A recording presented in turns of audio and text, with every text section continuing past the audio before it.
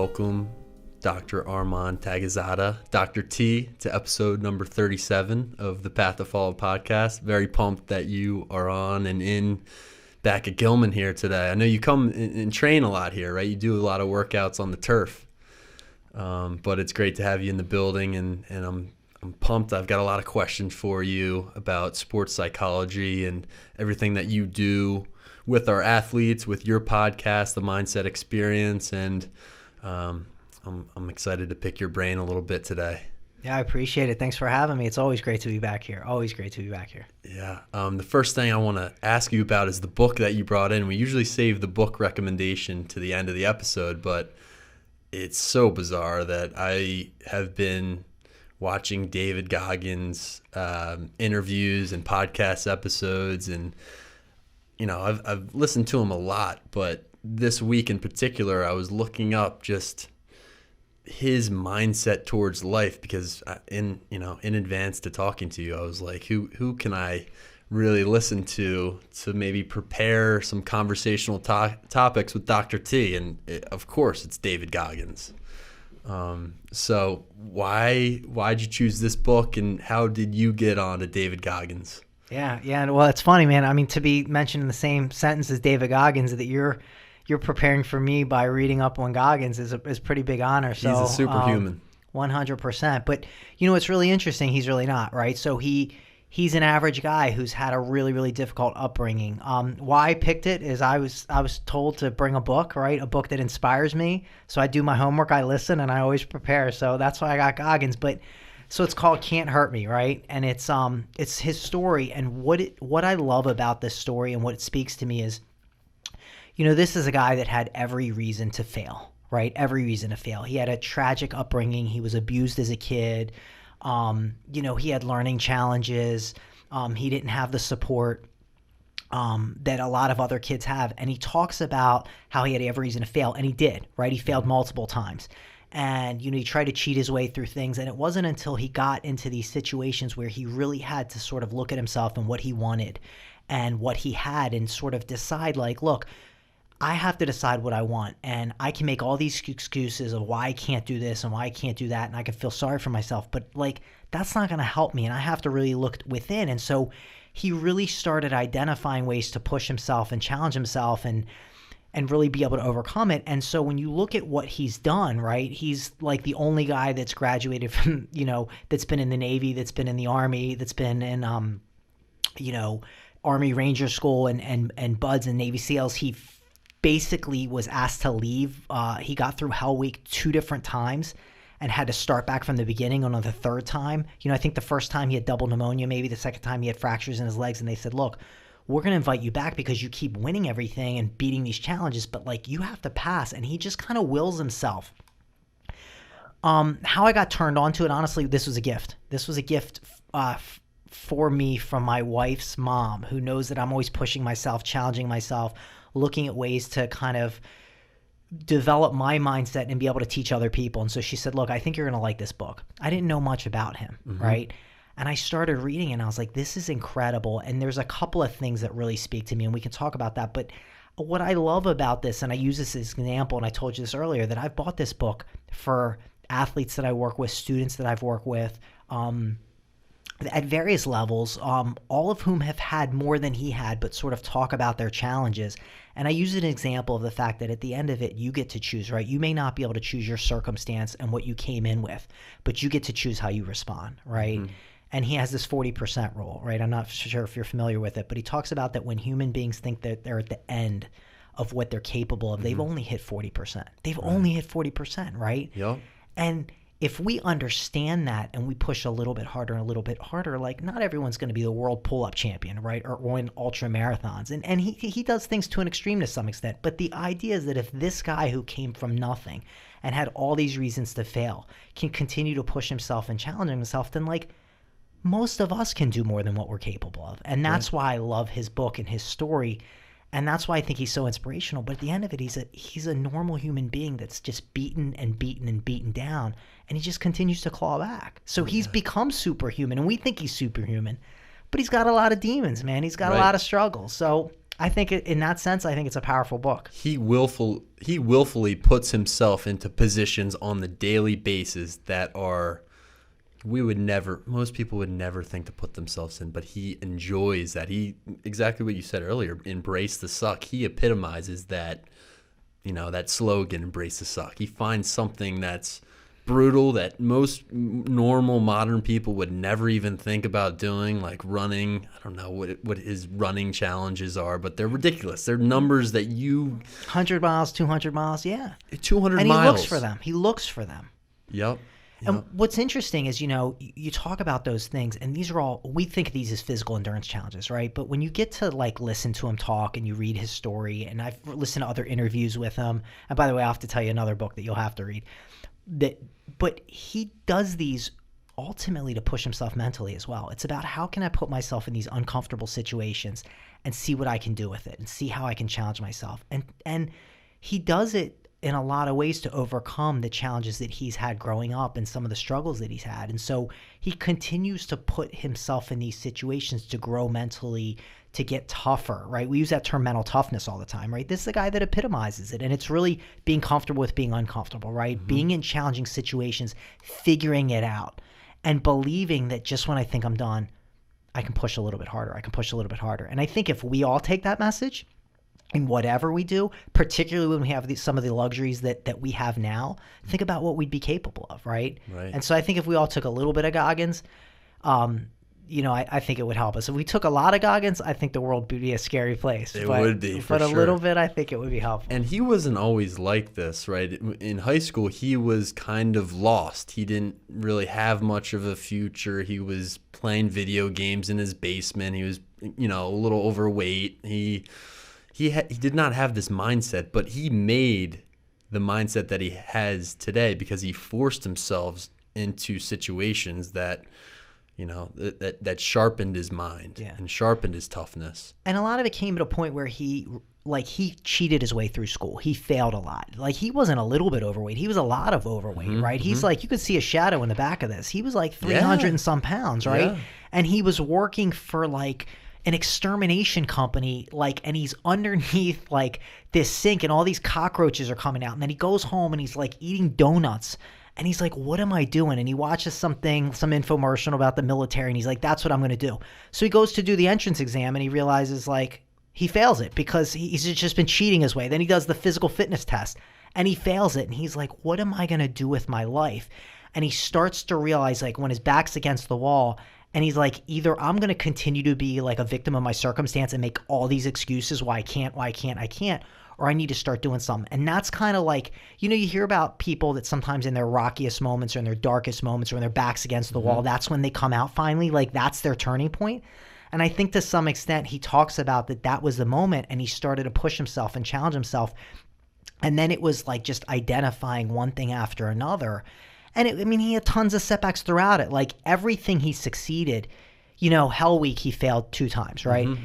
He won the world pull-up record champion, but the first time he did it, he wasn't prepared, and he burned himself out. The first race he ran, by the way, he was drinking Myoplex protein shakes and Ritz crackers, knew nothing about nutrition, and he put himself into kidney failure, ended up in the hospital. Really? So everything, but then he learns how to do it a smarter way and another way, right? So everything you think about that he does, that he's grown, we look at man, he's accomplished this, but even through each of those accomplishments, he's had a ton of setbacks and a ton of quote-unquote failures. So one of the things I love that he says there's no gift as inevitable as failure. And he talks about failure as a gift, right? And then it's inevitable. Inevitably we're going to fail, but it's a gift because if you look at it and you learn from it, then I think it's a great experience. And when I work with athletes and teams, and I've worked with a lot of Gilman teams, I redefine and reframe this word fail, F-A-I-L, as first attempt in learning, right? So we think about failure as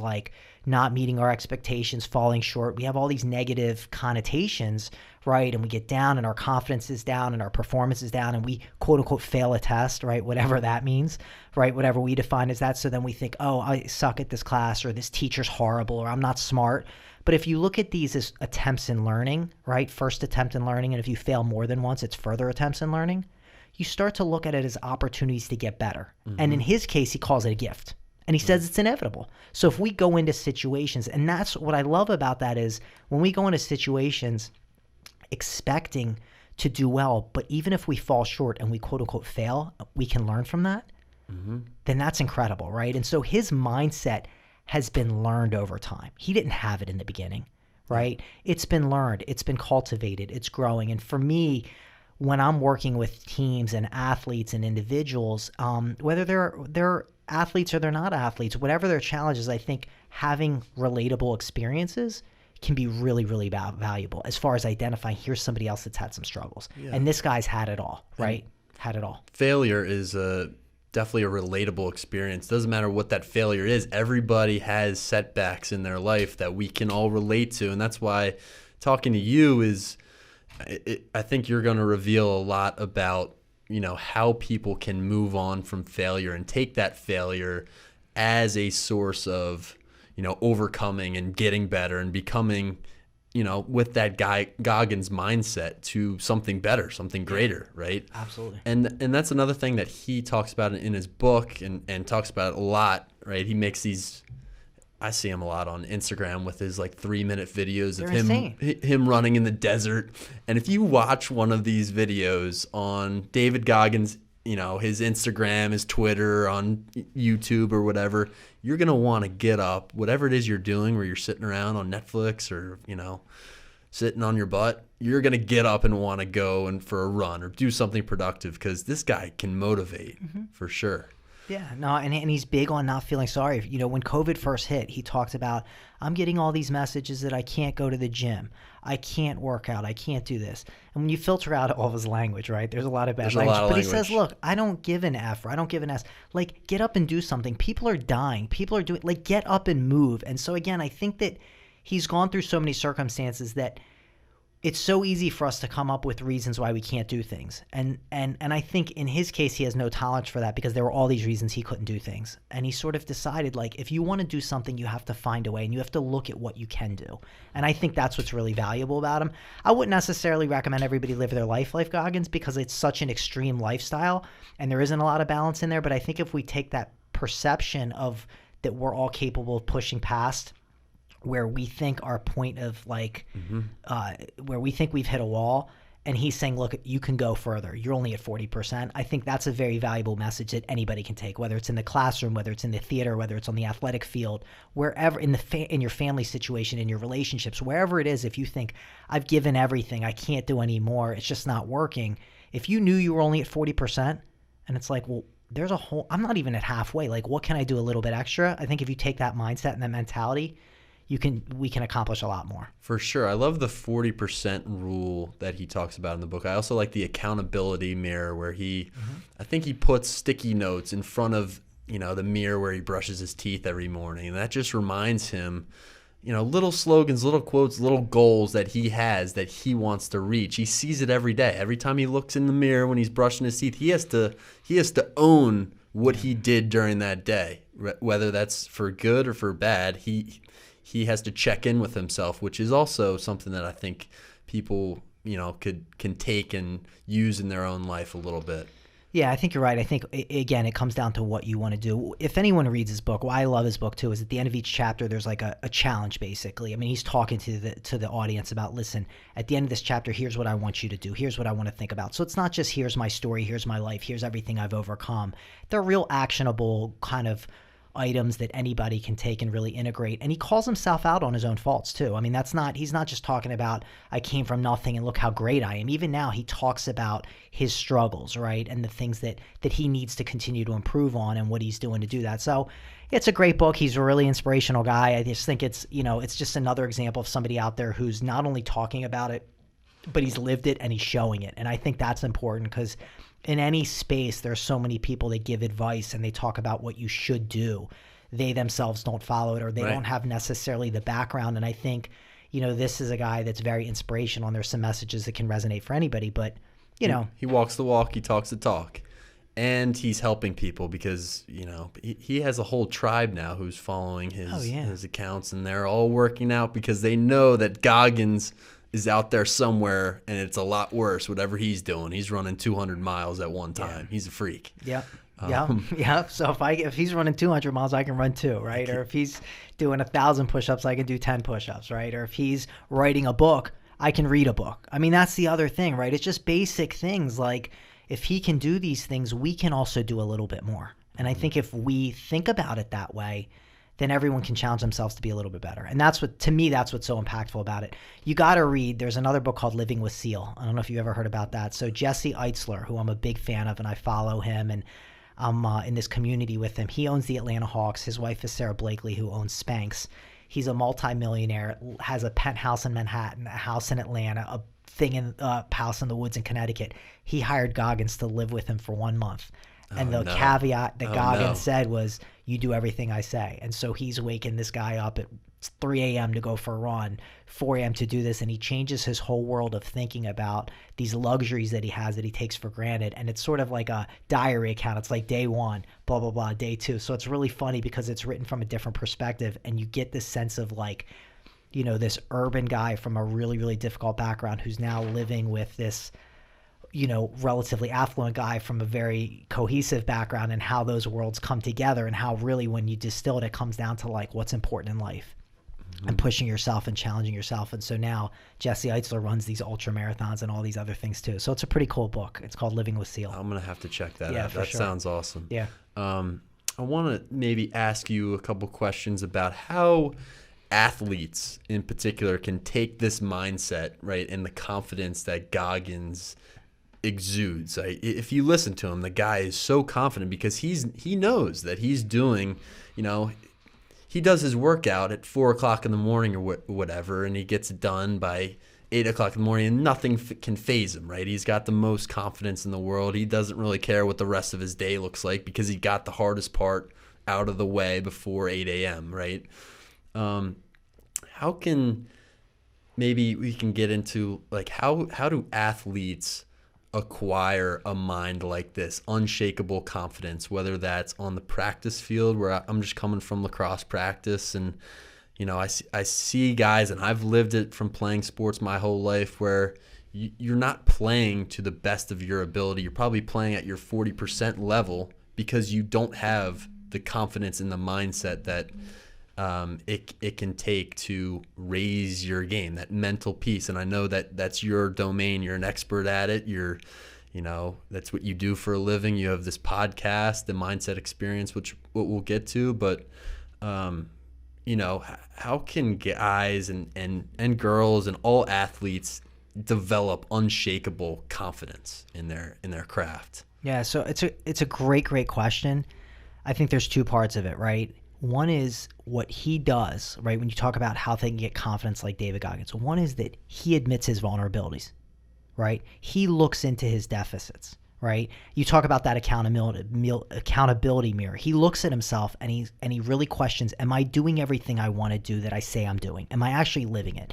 I think one thing that a lot of athletes do, right, is we say we want to do one thing, but we really do another, right? Or we say we want to present a certain way, but we don't really want to look at ourselves, and so we project, well, it's the coach's fault. It's like my teammates aren't playing well, coach isn't playing me, it doesn't really matter anyway, you know, I don't really want to start anyway, and we start to come up with all these excuses and different things. And one thing that I think is so important is that if you really want to grow confidence, you have to be willing to admit your vulnerabilities, and you have to be really willing to look at that and ask yourself, am I really at 100%? Mm-hmm. Because again, you're really not, right? Even if you think you're at 100%, you're at max only 40%, right? So if you take that idea and you say, all right, what can I look at that are things that I can improve on? It's not what do I suck at or what am I not good at? It's what can I improve on?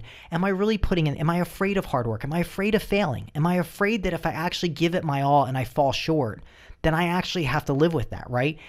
That's an important thing, and that's something he does. And when you listen to him in interviews, they talk about, why is it so important that you're talking about this? And he said, look, I wasn't always like this.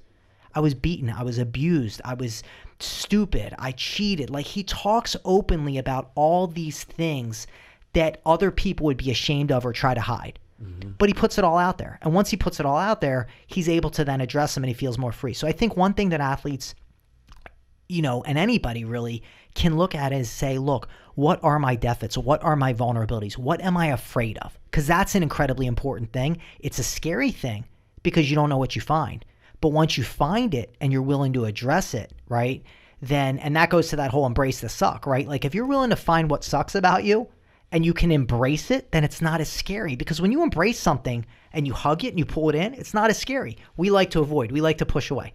That's one thing. The other thing I think is important. Real quick, one thing before you get to your second point. I think that can be difficult for some people too, though. Like as an athlete, maybe introspectively studying myself and figuring out what am I doing wrong. That's not easy, especially, if you're a high schooler, you're a college athlete, putting the lens on yourself, right? That's difficult. How do you, that's almost like a skill that you have to acquire, right? Yeah, but that's where the growth comes in, right? Look, it's not easy to run sprints. It's not, look, 8 sprints, fine. The 9th one's hard. That 10th one, right? It's not easy to do, but you can do it, right? Because you don't think about it. You're like, coach is making me do it, right? It's not easy to play lacrosse, right? You just came from lacrosse practice. In the MIAA, it's not easy to play lacrosse at this level. And to continue to every year think you're great and then butt up against these other teams and fall short and figure out how are we going to improve. It's not easy, but we do it. Why? Because we don't think about it in the context of ourselves, but we still do it. It's not easy to go to a school like Gilman.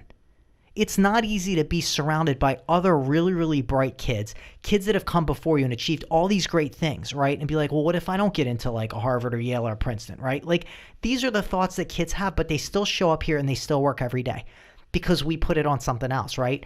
So we have the ability to do it. But I think that if you look at it, that anything worth doing and doing well is going to require a little bit of pain, right? And if you truly want to grow, the question is, do I want to look like I'm growing or do I truly want to grow? But if you truly want to grow, it has to be somewhat painful because that's where the growth process comes in. When everything's going well, that looks great and it looks great on the outside, right? And your hand is raised and you're smiling and you have an A on your paper. That's not really growth because what are you really learning, right?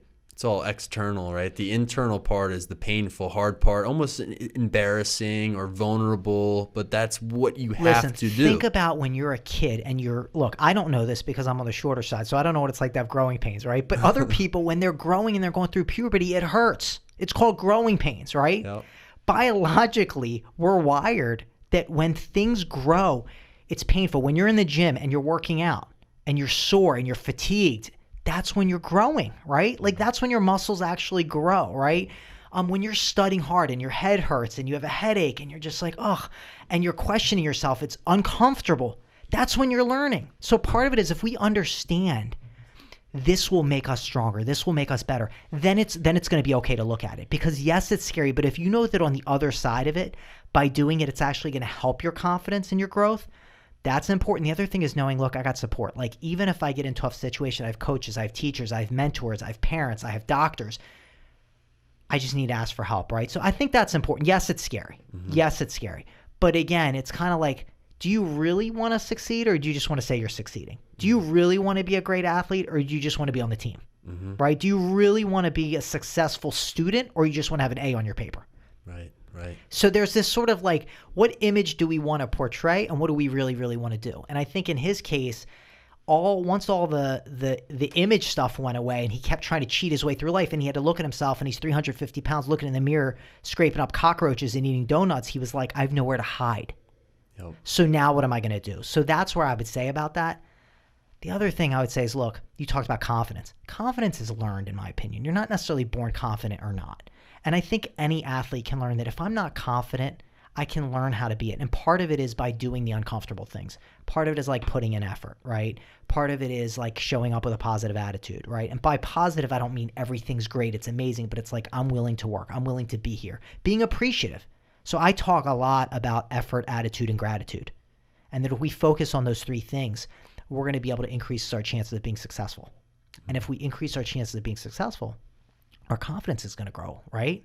And when we're more confident, we're more willing to do the uncomfortable things. So those 2 things go hand in hand. But this guy wasn't born confident. Still to this day, I think if you truly, truly talk to him and listen to him, he looks unflappable and he looks like he's got all the confidence in the world. But if you listen to the way he talks, there's a lot of vulnerability, man. There's a lot of pain there. There's a lot of pain there. And he uses that to motivate him. So it's also okay to be not okay. Right? It's okay to be uncomfortable. But I think if you utilize those things, and I think that's to some extent what keeps motivating him. Now, I've never personally met Goggins. I will at some point. You'll get him. It's on my list. We'll get him on the podcast. Oh, I'm gonna get him. And I've never evaluated him, so I can't say clinically, but I think if you truly, truly listen to him and listen to his story and listen to him talk, he's so candid, he's so vulnerable, he's so open. I think there's still a lot of pain there, and he uses that, I think, to motivate him. Because the things he does are probably not half as painful as the things he's experienced in his personal life. For sure. So if he can go through those things and survive, what's a 100-mile race? Right? Like, what's like, you know, whatever, it was like 14,000 pull-ups. It was some ridiculous amount of pull-ups. Like, what are these things if he's already gone through all these other things and he's survived?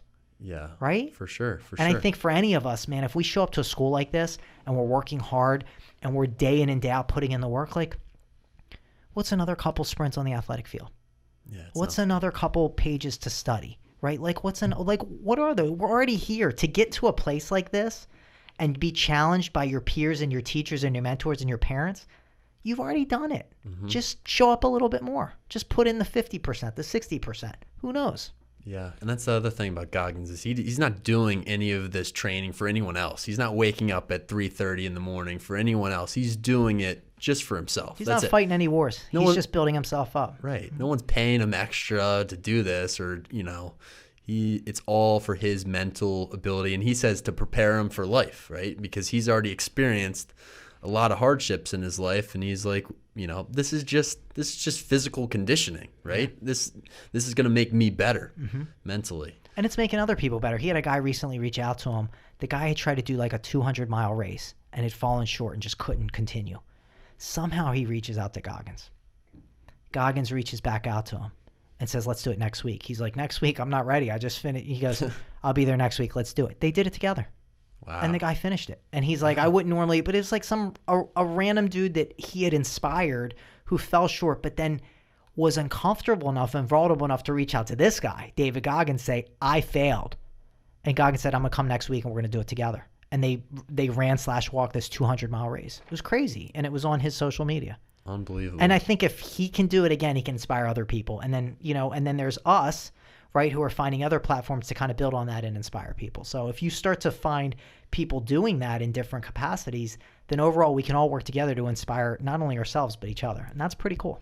Another guy I watch and follow is Jocko Willink. I'm sure you're familiar with him. He's up at 4:30 every morning, 3:30 every morning. He takes a picture of his watch at 4 in the morning and just posts it to his Instagram every single day. Mm-hmm. But he has a video that I'm sure you've seen, but people might like it. It's called Good. It's like Good period on YouTube.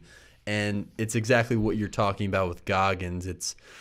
He brings up a couple hypothetical scenarios, like I forget, like something happens, you get cut off in traffic and you're late to your job, or even more drastic scenarios that can happen in someone's life. And it's always, the answer is good. Because it's, you know, it's an opportunity to get better. He sees every failure as an opportunity for growth. I think you'd love that video. So he has a book called Extreme Ownership, and he really talks about that wherever you are, whatever situation you are, whether you're the top or you're the bottom or whatever, if you take ownership over what happens, right? And he talks about in the military that, you know, even as a leader, if you're, you know, the bottom guy messes up, that's on you. But if you're the bottom guy and the top guy messes up, that's still on you if you want to be a leader. And it's this idea of accepting ownership over your circumstances and then how you're going to respond to it. So I think to that point about good is, so what? These things happen, like good. What are you going to do about it? And if you own that and you own your response, then again, and the thing about all this is, you know, you look at a guy like him, he's up at 4:30 and looks like a beast. You look at this guy, he's doing crazy things and we're like, man, I can't be that person. What they're fundamentally doing is they're accepting ownership over their circumstances and how they respond to it. And that's something any of us can do. Mm-hmm. That's something any of us can do. Like, you don't have to be in a military and fight all these crazy wars and be winning all these crazy challenges. You just have to challenge yourself to accept the circumstance that you're handed and then choose how you're going to respond to it. Right. But that's incredibly empowering. Once you understand that, that frees you up and you're not limited by like your stupid teacher or your stupid parents or your stupid coach. Like, no, it's on me. Yep. Like, I may not agree with this, that, or the other thing, but I can choose how I can respond, and that's on me.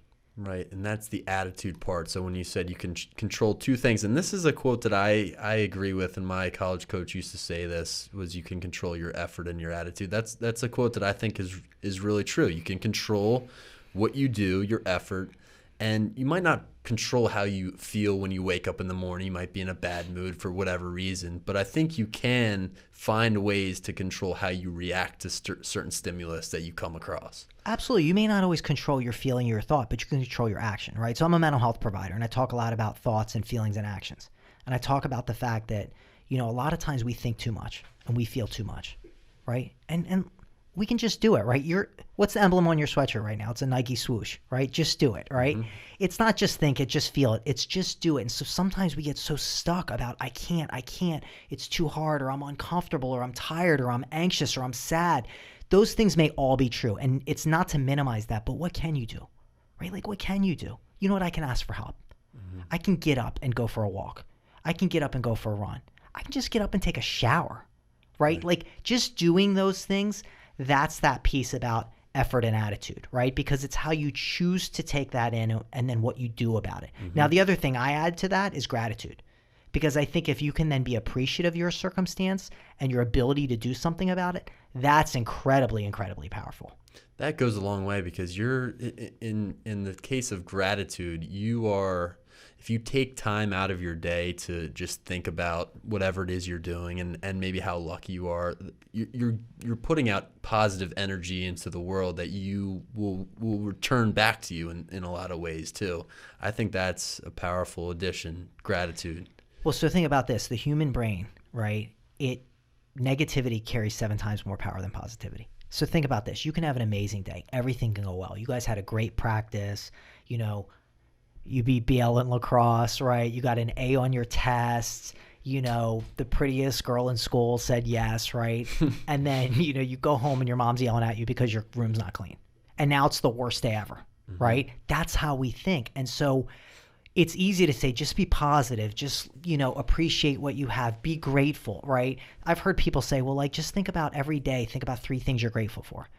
The problem I have with that is it ends up being the same 3 things. It's like my health, my family, whatever. Right. It's things you say around the Thanksgiving Day table because you want to hurry up and eat the turkey, right? It's kind of cliche. It's very cliche, but what I think is when you start to train yourself. So I'll share this with you guys because I think it's an awesome thing. So every night my wife and I have what I call a gratitude challenge. So before we go to bed, she says, what's your thing? And I say what my thing is. And I said, what's your thing? And what we do is we say, what happened that day? What was one thing that happened that day that you're grateful for, right? It's like an actionable item, right?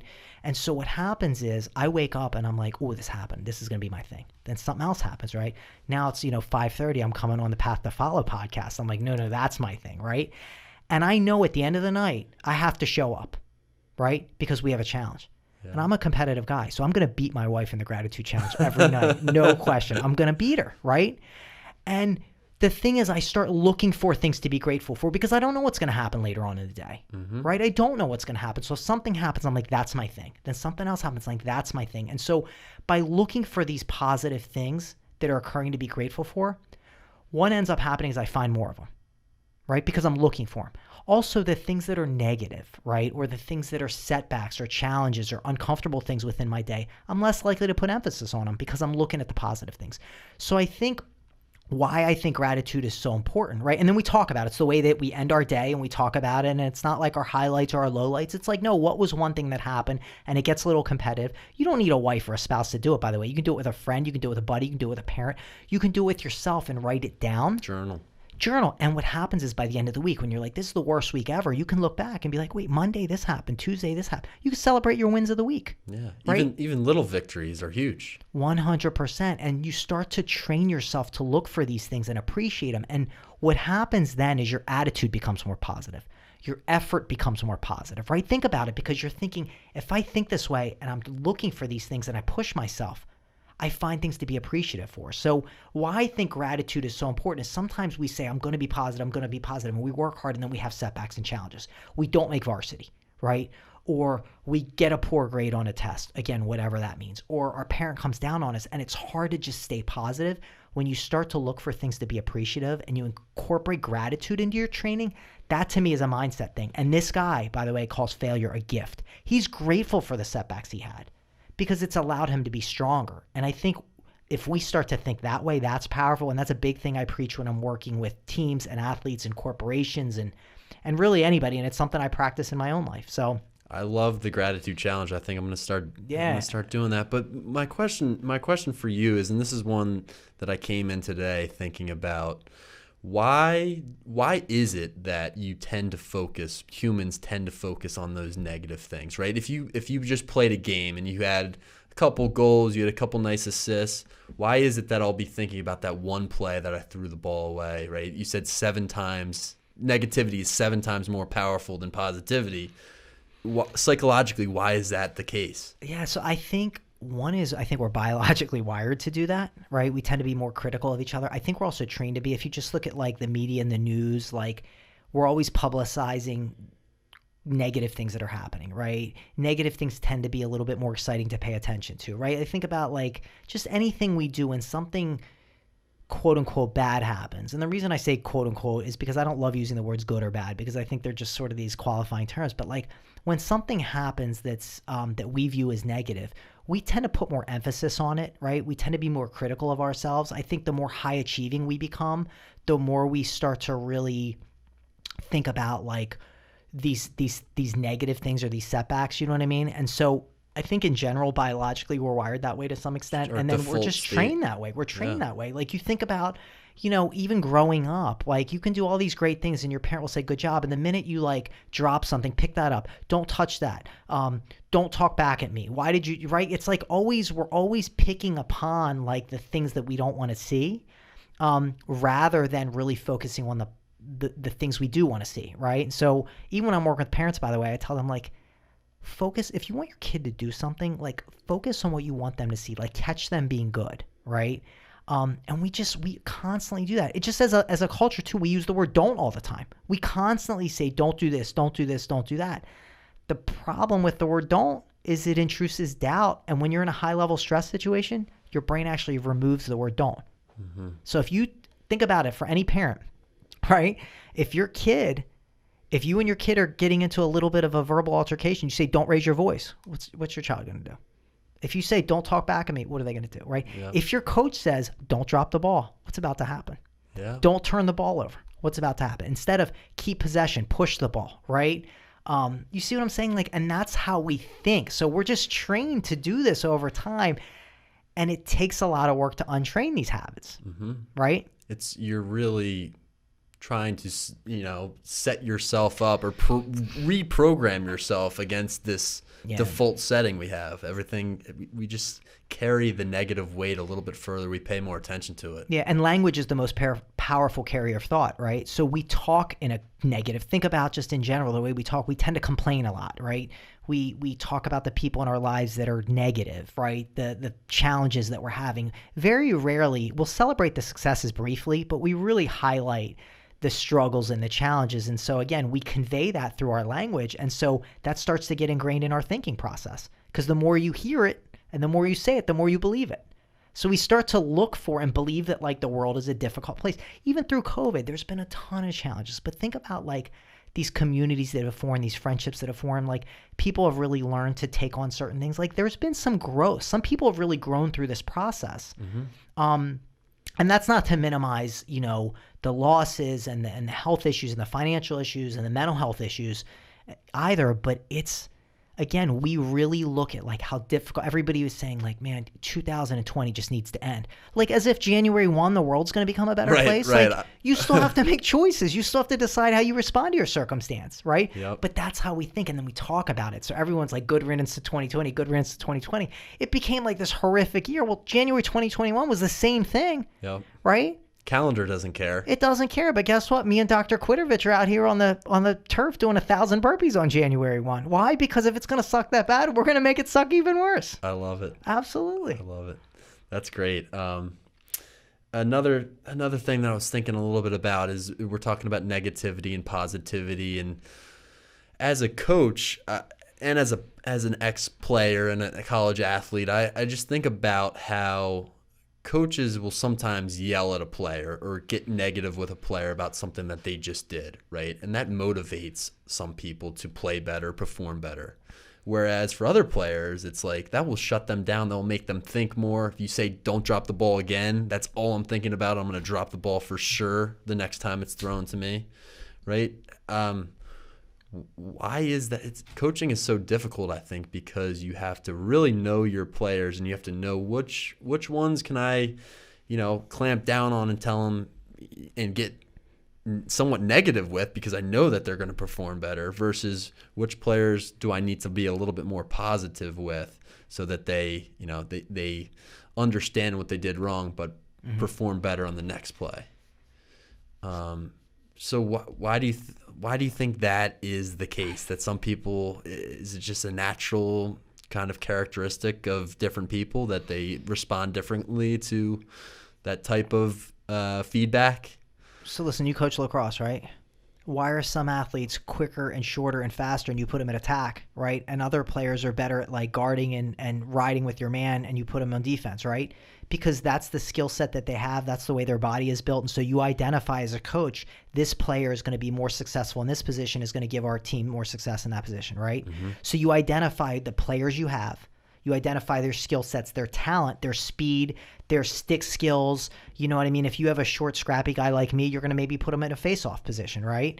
If you've got a tall, lanky guy like you might be a defender or midi, right? So you look at the players you have and their physical skill set and you identify where you're going to put them on the field, right? That's the art of coaching. But why not take that same philosophy and look at the way that they think, right? Because at the end of the day, they may be athletes, but they're human beings first, which means they have thoughts, they have feelings, they have emotions, they have experiences, like family experiences. Some of them may have a lot of pressure to excel athletically and they shut down more. Others of them like may be really grateful to be out here and like they want more. And so part of it is really identifying who your athletes are and not only their skill set on the field as a player, but who they are as a person. Right? And I think when you start to identify that, you start to learn who you need to raise your voice with, who you need to maybe be a little bit more quiet with when you're making a point, right? Who you need to stop and make sure they're looking at you when you're talking to them, maybe because they're distractible, right? And sort of how to identify. And I think when you look at the most successful coaches, you see that their volume, their intonation, their assertiveness changes depending on the athlete. Some athletes, they let and they go and let them do their thing and they critique very little. Other ones need a lot of coaching, right?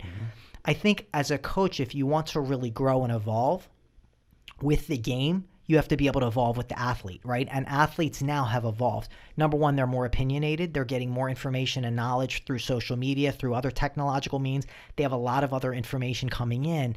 And so you have to look at all of that and understand that they're going to be wired potentially differently and they may have different thoughts or opinions. And frankly, if you don't know, ask. Like Nick Saban is one of the best coaches out there, right? University of Alabama football. He knows what he knows and he knows what he doesn't know. So what does he do? He brings people in, right? Or he asks questions. You know, a guy like Nick Saban is big on mental health and wellness with athletes because he understands that like the athlete is a human being. They're going to have mental health vulnerabilities. He addresses it. He brings support in, right? And I think that's another thing, again, as a mental health professional who's an athlete and a former Division I athlete, is really understanding how important it is to recognize that anxiety is a part of the experience. We need to address it versus just saying, hey, toughen up or get tougher, right? Or just work harder, right? But I think if we're willing to understand these things, you're going to get to know these athletes better. And any athlete who's had a great coach, you know what they always say? They're like, man, they may be they made me a better player, but they made me even better human being, right? They prepared me for lacrosse, but they prepared me for life. Like that's what they say. And that's not about just the sport. It's that beyond the sport, they cared for me as a human being, as a person, and they wanted to develop me, right, as an adult, as in this case, as a respectful young man who not only respects his teammates, but he respects his peers. He respects the women in his life. He respects his bosses, right? He respects the world. Right. And that's important. And has made an effort to understand how my mind works, right? And the Nick Saban example, like asking a player, you know, what does motivate you? I would like that if a coach would to take the time and care about how I might respond to certain. Yeah. How should I communicate with you? What is helpful for you? What should I know about you? Yep. Like these are simple questions that take a couple of extra seconds, but the payoff is so much greater, then you don't have to yell and say, this kid, you have a poor attitude, you're not showing up. Because maybe there's a lot going on that you don't know. And maybe it's just about pulling him aside, put your arm around him and saying, hey, what's going on? You can get much further with that sometimes if you're willing to actually look for it. So it's like, again, you're willing to look for those skill players. It's not just who's faster, who's big, who's small, who's fast. It's like, who's got the stick skill and the intangible that I can put in this position, they're going to help me win. It's the same thing for the mind. And if you look for it, you'll find it. Just like we talked about earlier. You will find it. You just have to be willing to look. And I think the coaches who are willing to evolve, they end up being very, very successful at this level. And they build these crazy, amazing, strong relationships with their athletes. The ones that just continue to yell and bark and just play the same game they played 20 years ago, they'll get a few players. Right. And they'll motivate the guys that respond well to that. But what about the rest of the team? No. Not the whole team. So you may have a couple of great players, but what about the whole team and the culture of the team? Right? Yeah. That's the other thing. It's such a personal business. It's such an interpersonal game. I mean, you're building relationships. You're teaching, right? Yep. A teacher has to identify their kids and different ways to teach them, right? A parent has to understand how you talk to one kid may be different than the way you talk to another kid. It's the same thing. Why on the field is it any different, right? And that's one of the things that I've identified from working at Gilman and teaching at Gilman and knowing a lot of my players on a personal basis. Like I see him in class, I see him at assembly, I see him at lunch. Whereas in the college world of athletics, from my experience and from a lot of people I've talked to who play college sports, particularly lacrosse, just because that's my world, it's the coaches. They have you for a couple hours of the day. They don't have all the time in the world to say, hey, come to my office, let's chit chat, let me get to know you really well. It seems more that, they're moving a little bit quicker. And, if you're not performing to your peak performance and you're not going to play, like they don't really care as much about you as, say, at a school like this where I'm trying to figure out, why is that guy not responding well on the field? Maybe it's something I'm doing. Maybe it's my communication. I have more time and my hand in more areas of this kid's life where I can identify that and make adjustments, whereas it's not the same thing in college. I think you're right. I think what's really interesting about a school like too, it brings unique people in here that really want to get to know the student as an individual, right? And then students come here, so there's a sense of community, there's a sense of family, there's a sense of brotherhood. Like teachers are always available for office hours and extra, and teachers also coach, and then coaches also teach, and and so I think there's this sense of just the culture of the people that come to this school and the people that teach at this school and the people that lead this school, right? And then the alumni, right? Like you've got people like myself and other folks who really kind of come back and want to stay involved because they believe in that. So I think in that sense, it makes this school extremely special and unique, and that's why it is what it is, right? It's because of the people. Right? That being said, at the other level, if you're just looking at wins and losses as your delineation of whether you're a good coach or not, that's where you fall short, right? And you may have one or two successful seasons, but it's not going to be sustainable. When you look at a guy like Nick Saban, you look at a guy like Phil Jackson in the NBA, right? Pete Carroll in the NFL. These coaches have really built long-term relationships with their players, and they've spent the extra time getting to know them, right? And they're finding that they're not only able to have one successful season, but 2 and 3 and 4, and then they build dynasties. Why? Because they have the best players? Not necessarily. It's because they take the time to really get to know these players and then connect them with other players, right? And then overall, a sense of culture and family comes up. So now they're able to talk about basketball or football, but they're also able to talk about, like, hey, how's things with your mom? How things with your kids, right? The same thing you guys do here at Gilman, right? But they've taken the time to put that in place. So a coach can do it if they want to do it. And those are generally the coaches that stick around for years and years and years and then develop these dynasties. And then what happens? The best players want to go to them. Why? Because they want to win and because Coach Saban cares or Coach Carroll cares or Coach Jackson cares, right? So now you develop this situation and this culture. The better players want to come with you because you take them under your wing. You treat them like people because all their life they've been treated like the best player.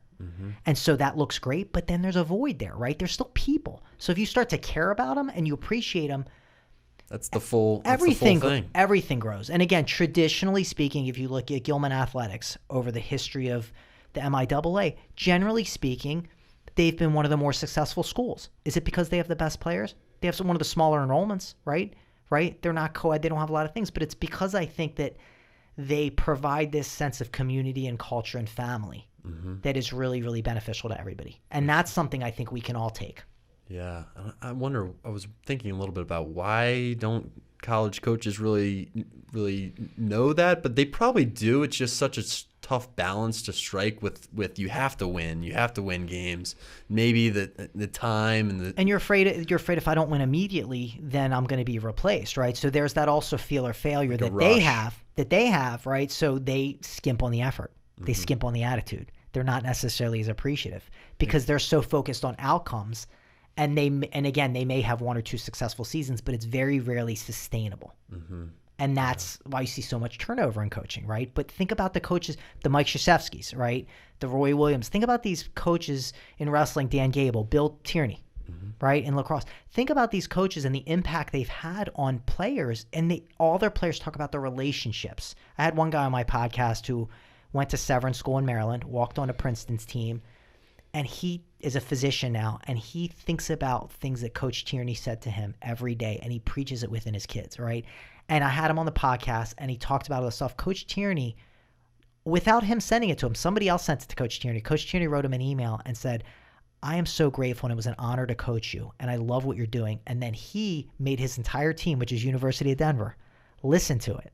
Right. And one of Gilman's former students is on that team. Right. I love that. Yeah. And he sends me an email. He goes, Dr. T, I just listened to your podcast that Coach Tierney made us listen from this other guy. But it was about treating him like a human being and teaching him how to be a human being. Right. And that guy's had immense success on the lacrosse field. Right. That's awesome. From Princeton to Denver. And it's about treating the person like a human being. So the formula is there. You just have to be willing to take the time. But anything in life, if you do the small things and you do the right things, you're going to be more successful. It's the same thing about taking into account other people. If you shortcut because you want a quick win or a quick A, you might get it, but it's not going to be sustainable. For sure. I love that.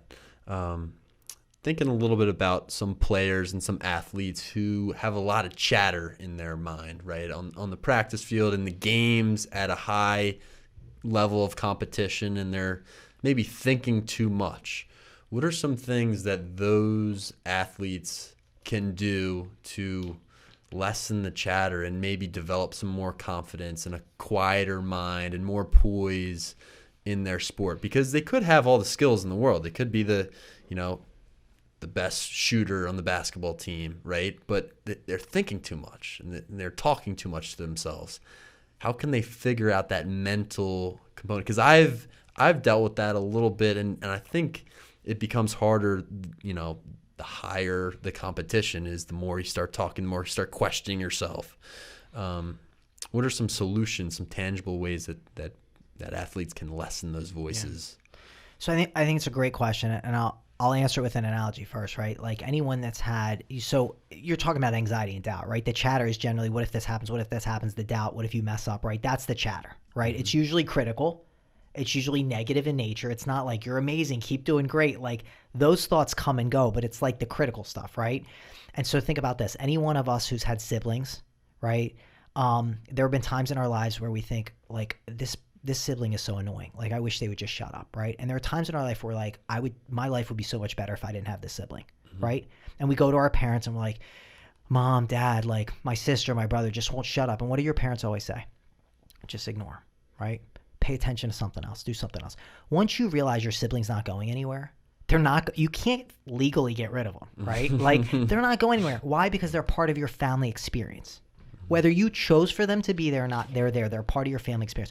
Once you identify that and you learn when to ignore them, how to ignore them, when to pay attention to them, when to play with them, right? When to walk away from them, right? Once you learn those things, they're significantly less annoying, and sometimes you even enjoy having them around, right?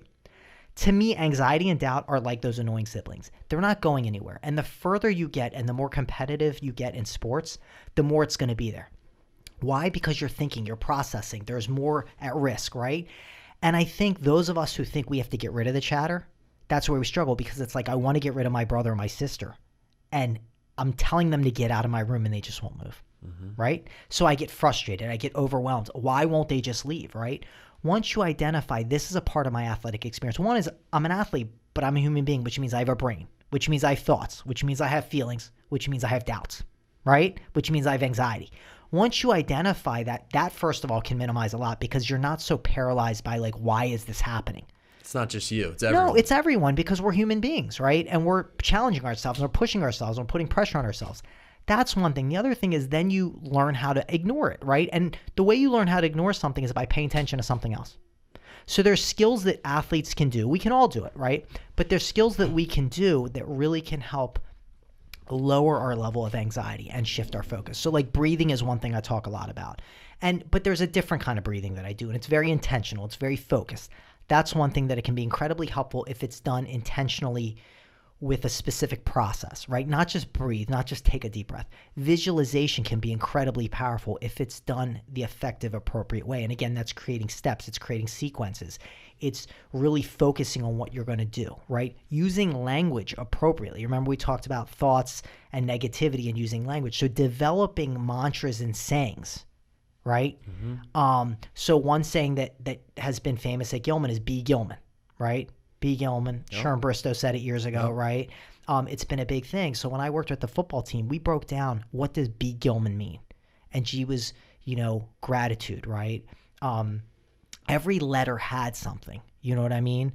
I was intensity. L was legacy, right? A was attitude, right? Mm-hmm. And N was never give up, never quit, right? So we define the word. And if you say these things and you identify what they mean and use them intentionally, your brain starts to believe them and hear them over and over again, right? Mm-hmm. So I think these are a couple of skills that, like, if you think about breathing and you really quiet your mind, right, and you relax your body, you think about what you want to focus on skill set-wise through visualization. You think about language and how you want to utilize it. If you have a setback or a failure, you reframe it. Instead of fail, you think about this is my first attempt in learning, right? Mm-hmm. You're appreciative for what you do. You look for ways to be grateful, right? If you do these things... They're all habits. They're all habits that you create that have to do with something you can control, but they minimize the chatter. And if anything, they help you utilize it instead of having it control you, right? Think about when you appreciate what your sibling does or what they have to offer. They're less annoying, right? Think about when you talk to your sibling a certain way. They respond differently.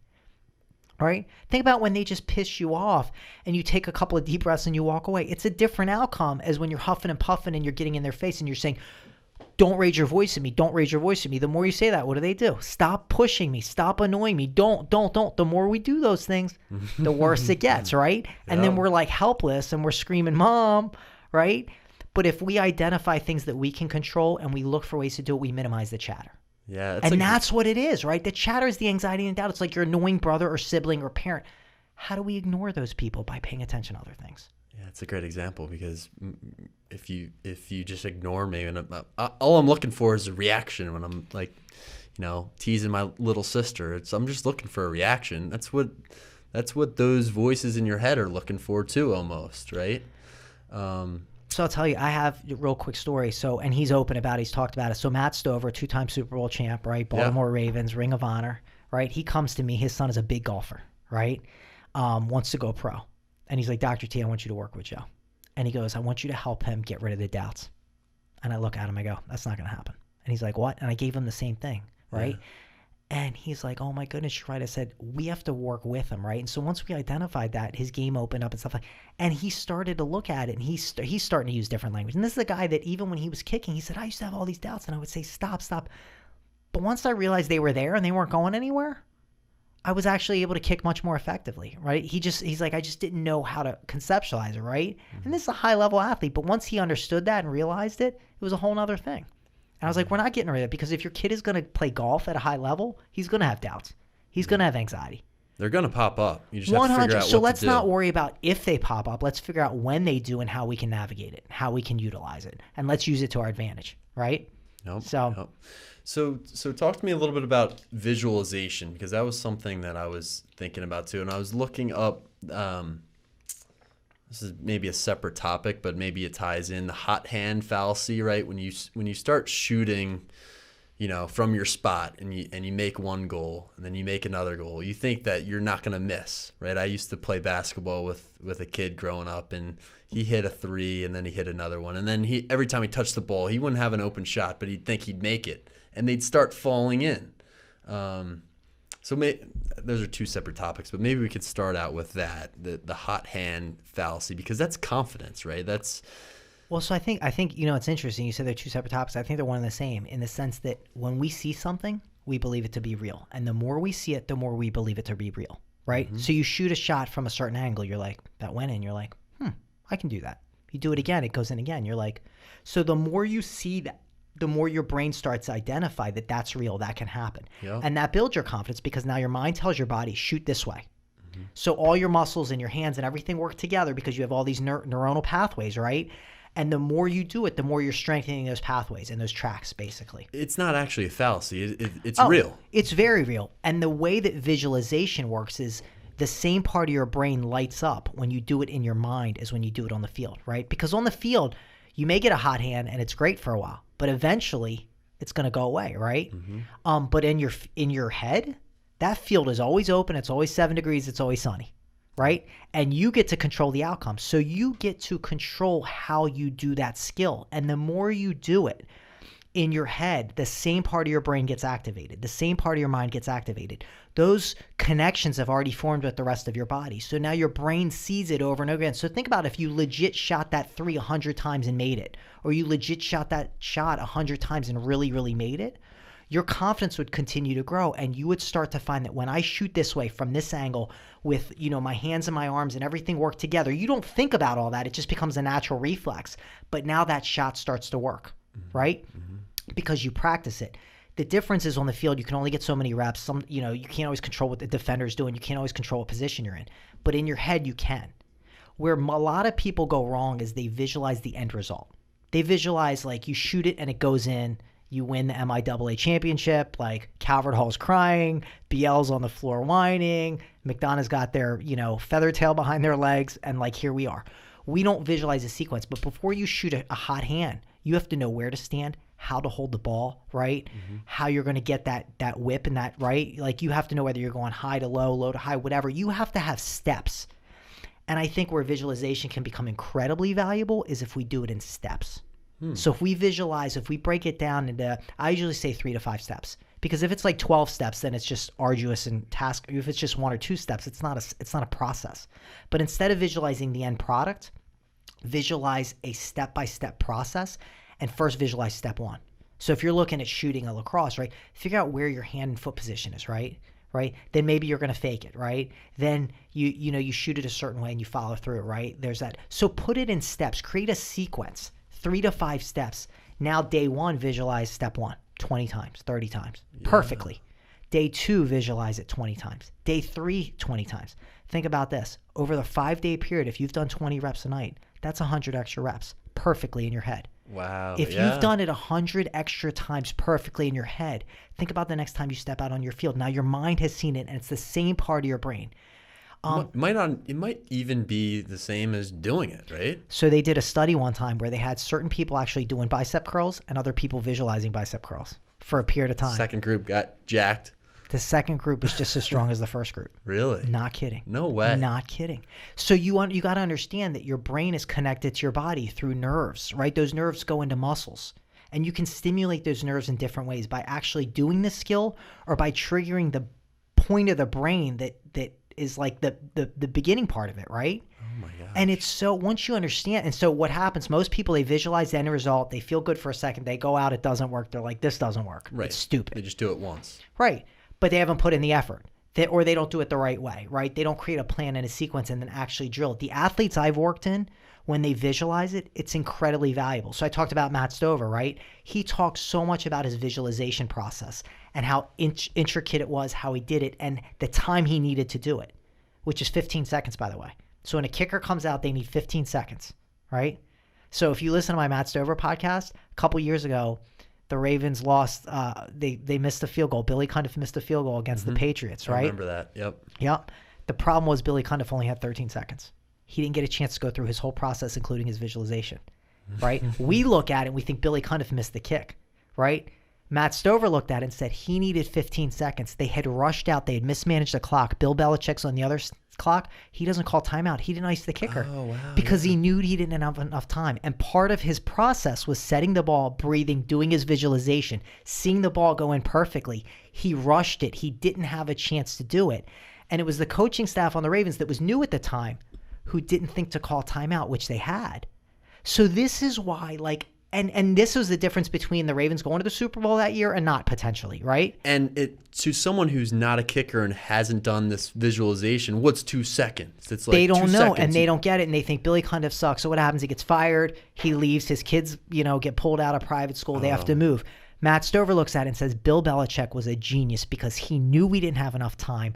And Billy Cundiff didn't get a chance to do his visualization, right? And he talks about it on my podcast, which I think is it's so cool to hear his perspective. But these top athletes, Juan Dixon, who played for Maryland, won the national championship, is a coach right now. I work with Juan's team. When I met with his team, he talked so much about how visualization has been so important for these guys, right? Any top level, Tom Brady, as much as we want to hate the guy is a big believer in visualization. He legitimately has seen things thousands and thousands of times. Yes, he's played for 20 plus years, right? Yes, like he's been in these fourth quarter comeback situations. But think about how many times he's done it in his head. So when he comes out there, it becomes automatic. It's another rep. It's another rep for him. And we look at these guys and we're like, man, they're so amazing. They're so talented. Tom Brady was like the 199th pick, right? He wasn't talented. He wasn't great. He worked hard, but he also worked on the mental game. And so that's why visualization is so important. But again, as younger athletes, we don't see the difference immediately. We give up on it. Or we just visualize the end product. But if you break it in steps, what you're doing is you're creating muscle memory, but you're doing it from the source, which is your brain. That is amazing. It's cool, right? I did not know that. One thing that's always stuck with me from playing lacrosse in college is, I think it was a coach or another guy on my team said, I like to come out the day before a game and just stand in front of the goal. Not a realistic shot, 5 to 10 yards outside, right in the middle of the goal. No goalie in there with a bunch of balls. Just throw the ball into the goal and watch it go in, right? It's an easy shot. You're probably not going to get it that much in the game.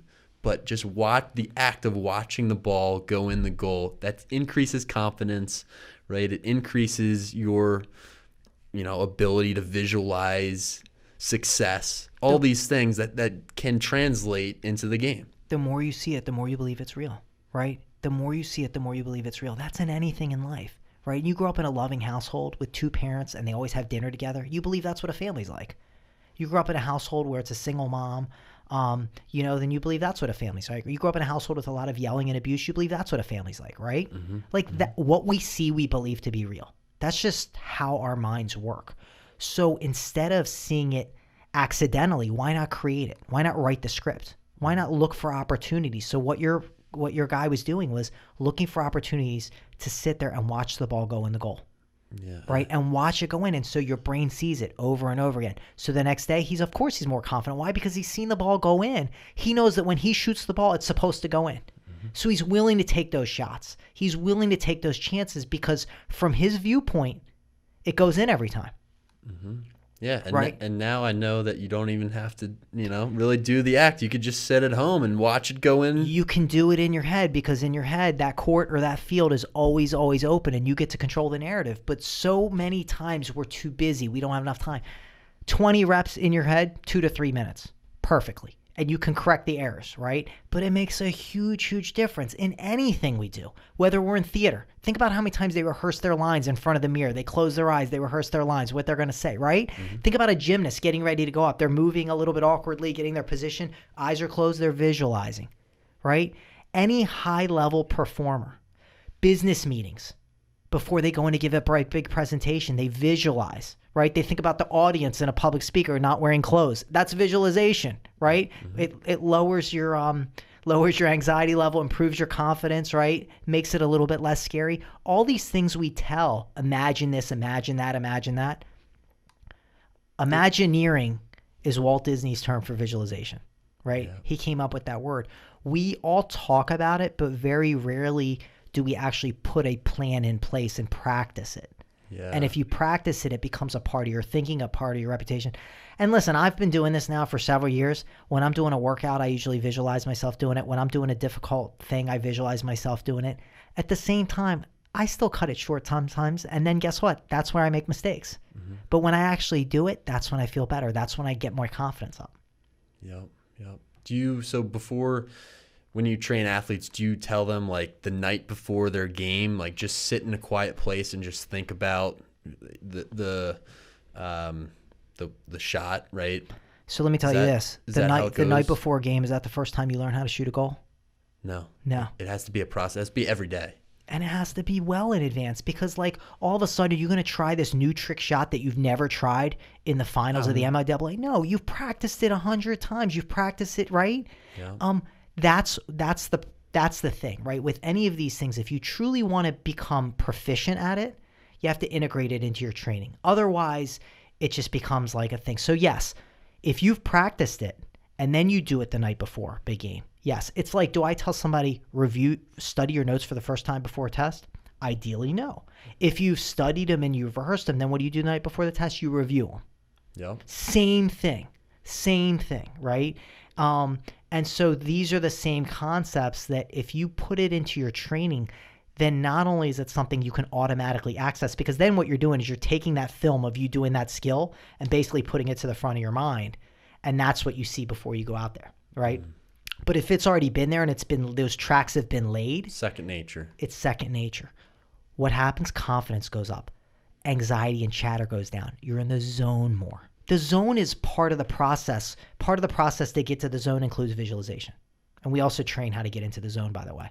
So the zone is the next question that I had for you. Like, psychologically, what does that mean? Because I've felt that before, and it's the best thing ever. I'm not thinking. I'm just playing. It's amazing. And some people don't even really know what the zone is. But when it happens, it's like you can't miss a shot. It's almost like the hot hand situation where it's the best. You have no flaws, right? So you're not thinking. It's a real biological, physiological thing. They call it a flow state sometimes. They call it being in the flow, right? So they measure brain waves, and there's certain brain waves, But here's the idea, right? You've heard of conscious, right? Conscious is we're thinking, we're processing information. It's good to be conscious. Mm-hmm. Sometimes conscious gets in our way, right? We have worries, we have doubts, we process all this information, right? We know what unconscious is, right? That's like when you're just laid out, right? Mm-hmm. There's this place called subconscious. It's where you're awake and you're alert, but you're not overthinking things. And it's kind of on this like kind of core, like crude brain level, right? Where it's just working, but it doesn't need to process all this information. It just needs to cut through and do what it needs to do. And that's the zone, right? And that's where people talk about, it seems like the game slows down. The ball gets bigger in baseball, right? Everybody's moving slower. Our brains have this ability to manipulate time. There's chronological time, and then there's how we view time, right? And so we have this ability to manipulate time in our brains, right? And that's a whole nother conversation for another time. But if you think about certain memories in our lives, we carry way more importance, and we remember them, and they might have chronologically been shorter. Mm-hmm. But we remember them, and there's other things like driving to work every day that might be 20, 30 minutes, and we forget it every day, right? But this 3-second experience where we had this amazing shot, like we'll remember everything about it, right? Somehow time slowed down there. Right. And it's this flow state where it's this ability to take information. It's very efficient. It takes a ton of energy. So you can't be in the zone all the time. Oh, okay. You can't be in the zone all the time because it's just so exhausting. But once you get there and you understand that it's a real place, you can access it more. So most of us have stumbled there, right? We just kind of like, we're going along, we're playing, and all of a sudden everything kind of lined up, and it was like we were just in it and we were playing. And it's like, how do I get back there? Mm-hmm. Well, there's a way to train it. Guys like Tom Brady, right? Guys like LeBron James. Recently I was on a call with Brandi Chastain, who was on the women's World Cup soccer team, right? Like they talk about these situations where they're able to get themselves in, and it's like you shut the world off and everything just kind of slows down, right? But it's a trained process. Isn't that sounds like a conscious decision to me, though? Like to get yourself into a trained, doesn't that well, it's require conscious too much to get thinking? into the training, right? But think about any other reflex in life. You train it over and over again.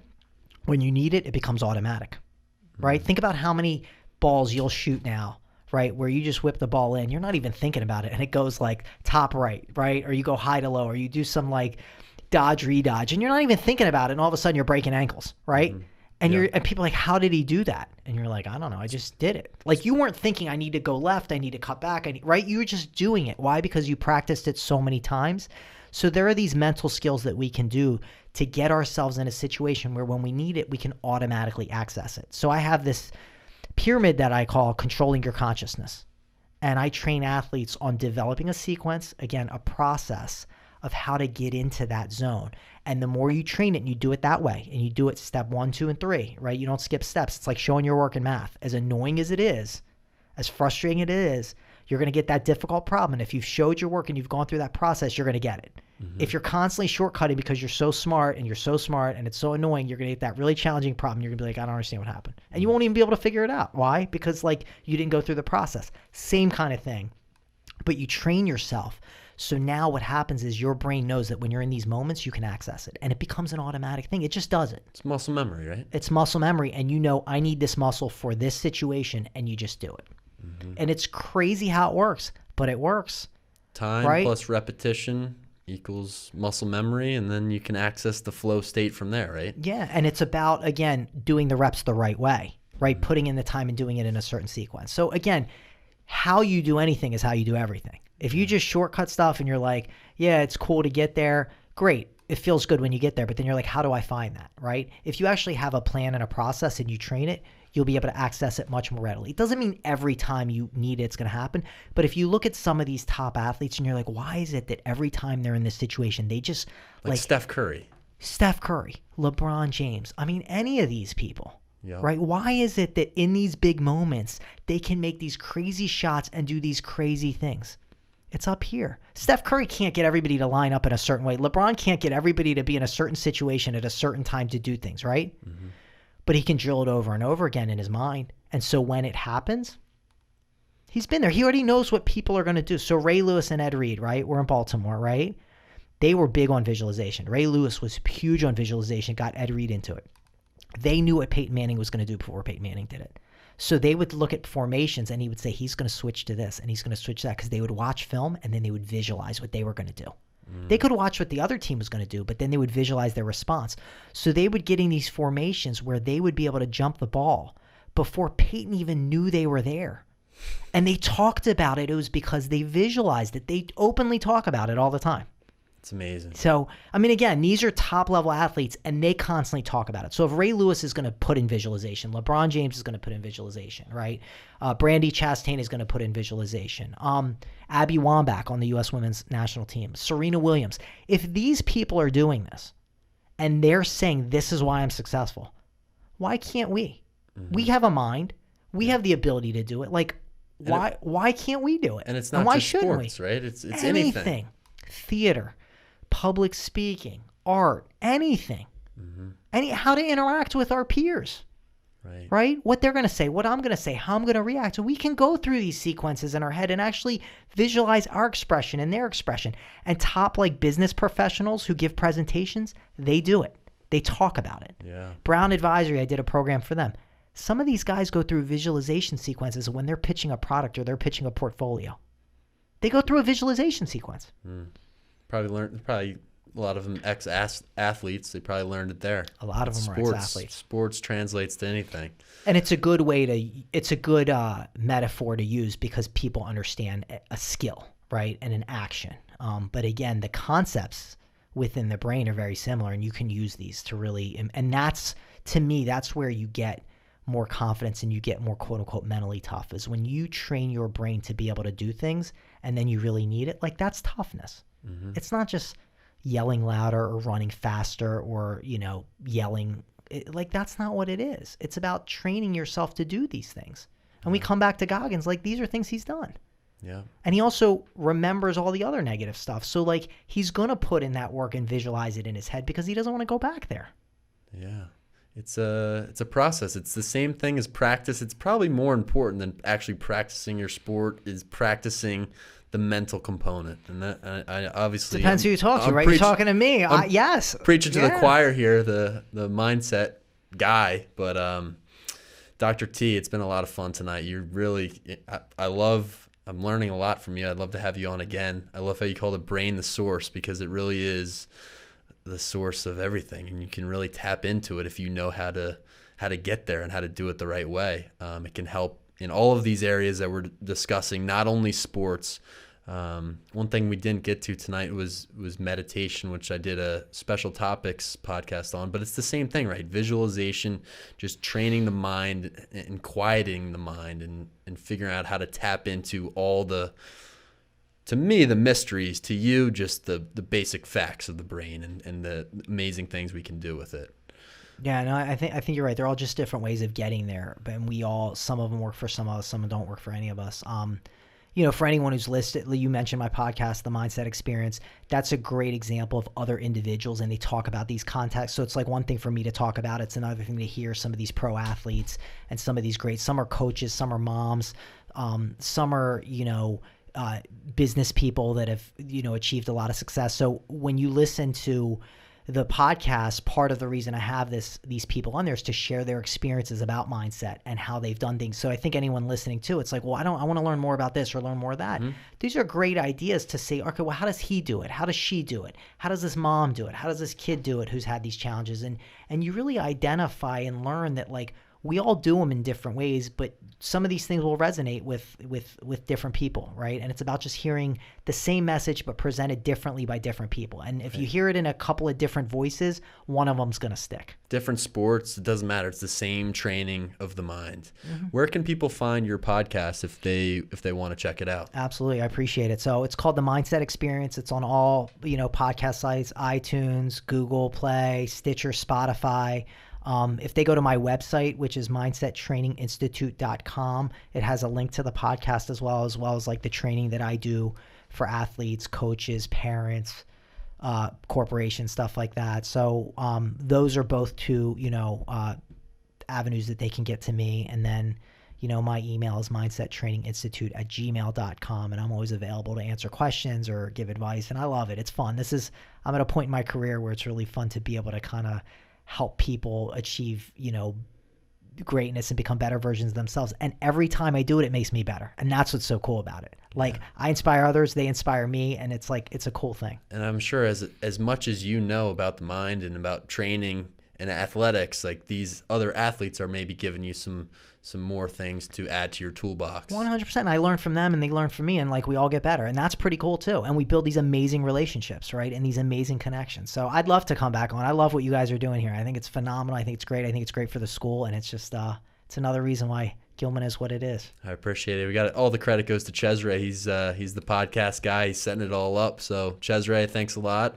Dr. T, I appreciate it, and we'll see you soon. Sounds good. I appreciate it. Thanks for having me.